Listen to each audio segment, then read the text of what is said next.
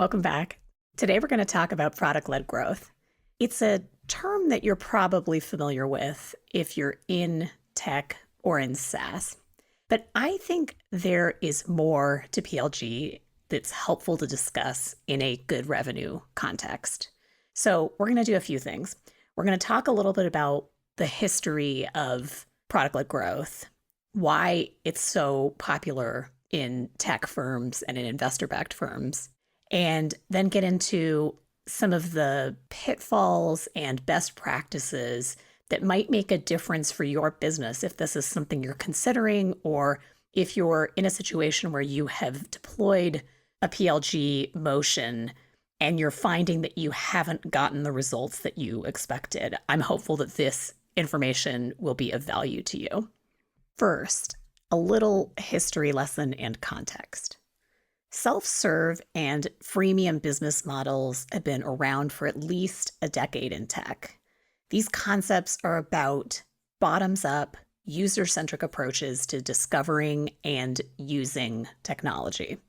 And they are both concepts and business models.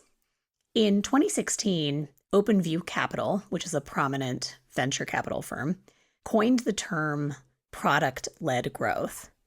They've been a huge advocate for it, and I think they have a lot of thoughtful content and perspective around how they see PLG and its value.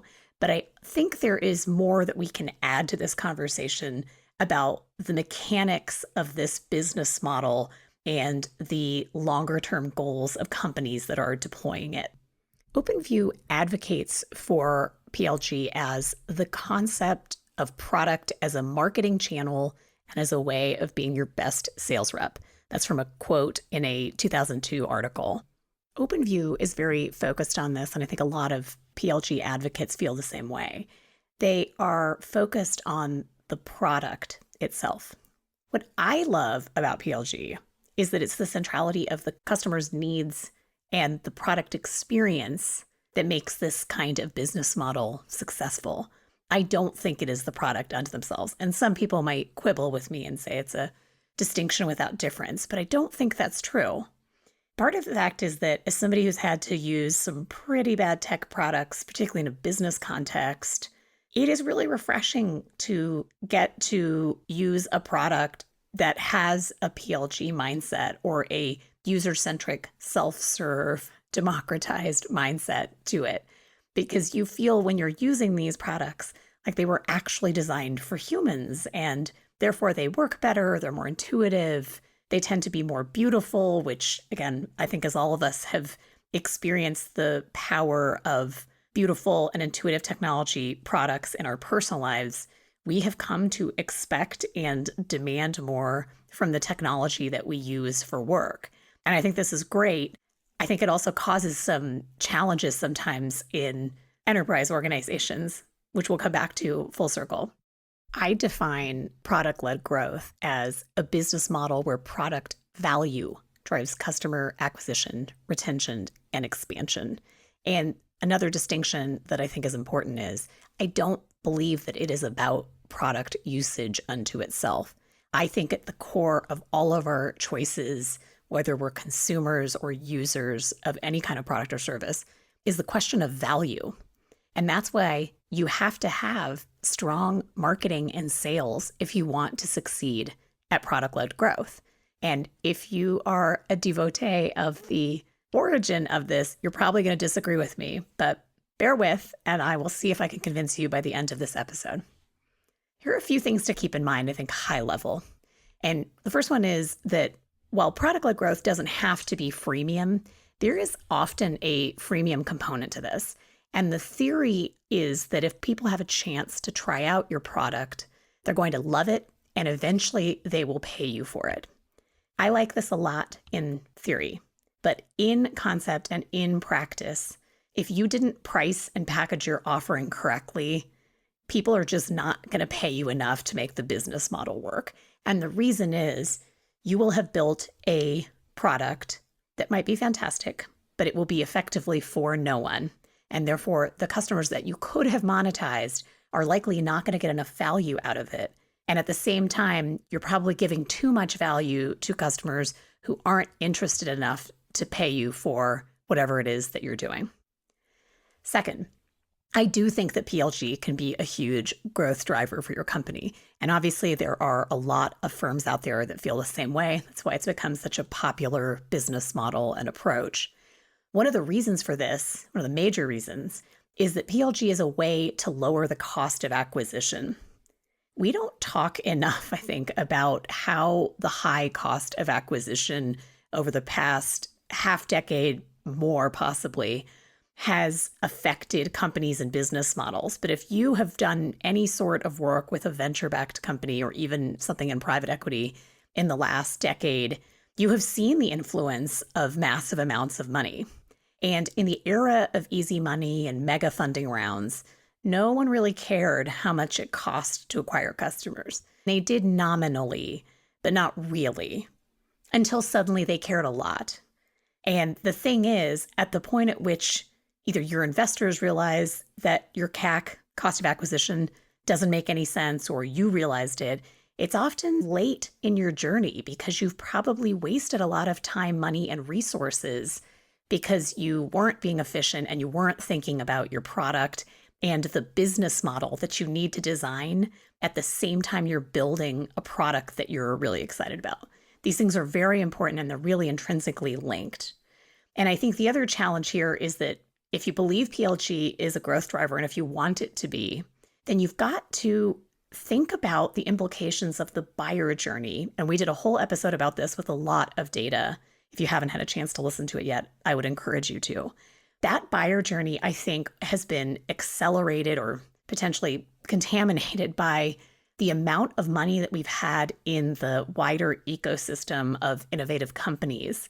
And I think that is a huge contributor to why customers feel so overwhelmed and are oversaturated when it comes to getting way too much outreach from sales and marketing teams. We've effectively created a vicious cycle where no one wants to take a meeting to talk about anything anyone is selling. And at the same time, many of us are in go-to-market or revenue roles. And if you're in any kind of business, obviously you have some sort of customer.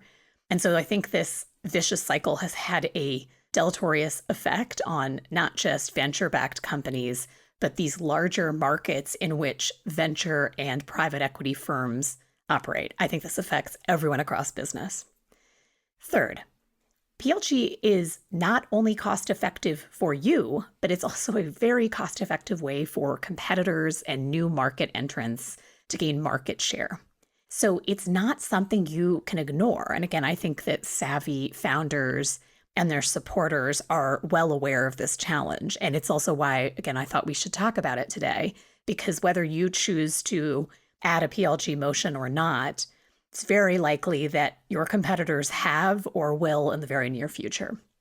Fourth, and this is a little bit of a case of burying the lead, but here we go. It is not enough to assume that the revenue will just flow without serious and thoughtful strategic commitments on your end upfront. You have to have a unified strategy and goals that tie to the business outcomes that you actually care about for marketing, product, sales, and customer success, and our friends over in the back office, if you want to win with PLG. Two options present themselves when you're thinking about PLG. The first is you start a new company or you are going to build a new product with PLG. Starting this way is significantly easier than trying to add in a product-led motion after the fact. But even if you are building a brand new product, you still have to map this out. Second, if you have an existing product that a marketing and or sales team are helping you to sell, and you decide that you want to add PLG, you're likely doing it because either your customers are asking for self-service or because there's a new market entrant nipping at your heels and you realize that you have to compete. Those are the two most common things that I see. And here are the major watch-outs, things to keep in mind for either one of these paths. There are four things. First of all, the number one takeaway is that PLG is a one-team strategy. Whether you start with sales or whether you start with PLG, do not pit your teams against each other. It's a waste of their time, and you are not going to hit your business goals if you do it that way. Instead, if you make sure that product, marketing, and sales all have the same goals, you are so much more likely to win. And I'm going to explain why, but it has to do with the KPIs and the alignment that it drives when you have a single strategy. Everyone agrees to the trade-offs up front. People are not fighting with each other. You don't have all the negative cultural implications and just the general emotional and mental exhaustion that comes from not getting along with your colleagues.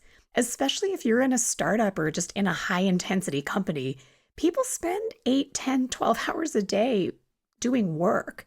And the idea that you're fighting with colleagues in all these other teams is just crazy. It's really frustrating.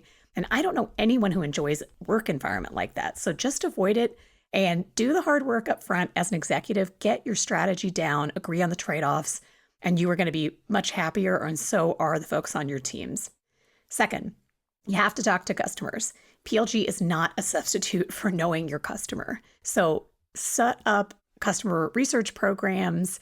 We have talked about that in prior episodes, but this is not just product discovery. You need to actually do deep customer interviews. You need to do your market research. And I also recommend having customer reported attribution and other ways of staying in touch with what buyers and users actually care about, and more importantly, what they really value. This is going to help you understand which customers have the potential to convert to paid users versus customer segments that are only going to use low-tier plans or free plans. And again, some people might feel that this is controversial because I think we are sometimes sold an idea that everyone is potentially a customer of whatever it is we are building or selling. And that is just not true. That is just not how reality works. And I think that if you are realistic up front, you're going to have a much better experience running your business and scaling your company.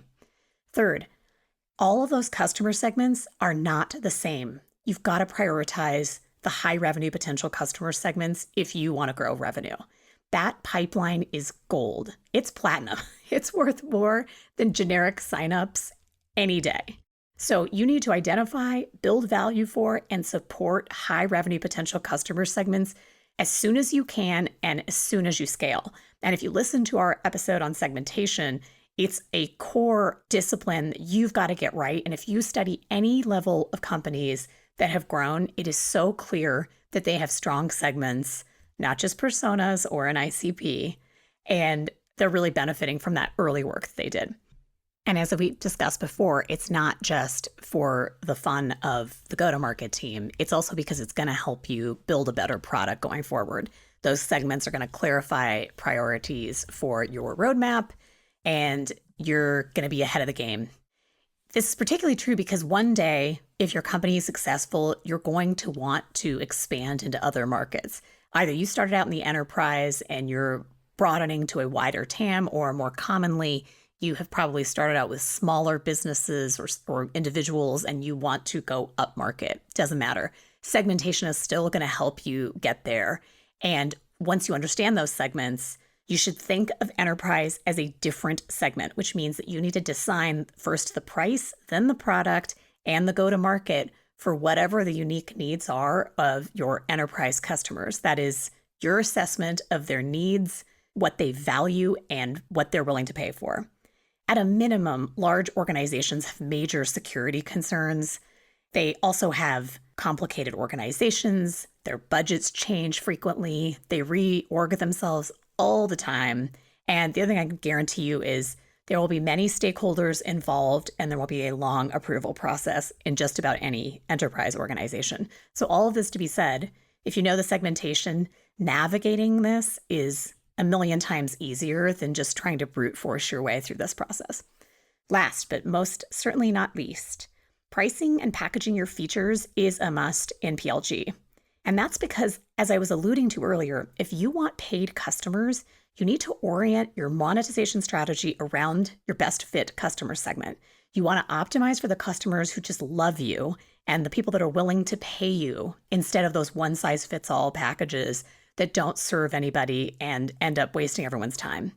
And I feel like this is one area where PLG enthusiasts really could do more work, which is thinking hard from the concept stage about what this business model could look like, building a hypothesis, and then as you accumulate customers and data, adapting and moving forward. Instead, I feel like the advice is often, hey, just build it and they will come and you'll figure it out later. And at some point, I don't know, we'll wake up and come up with a price and then just go. Like, that is a mess. Don't do that to yourself. There is no way that is going to actually win. Even if you get super lucky, which I really doubt, it is just not a winning strategy. You're really better off mapping this out ahead of time. You'll be able to deliver more value. You'll build better products. It will be easier to communicate with customers, and you'll be able to grow and meet those goals and targets much more quickly if there's a little bit of planning and trade-off consideration before you jump into PLG, whether you start from scratch or add a PLG motion onto an existing product. And in our next episode, we'll do a deeper dive into both of those options to think through some caveats and watch outs. Thanks for listening. If you liked what you heard, please leave us a review. We're a new podcast, so it really helps listeners find us. If you'd like more information on today's episode, check out the show notes or send us a message.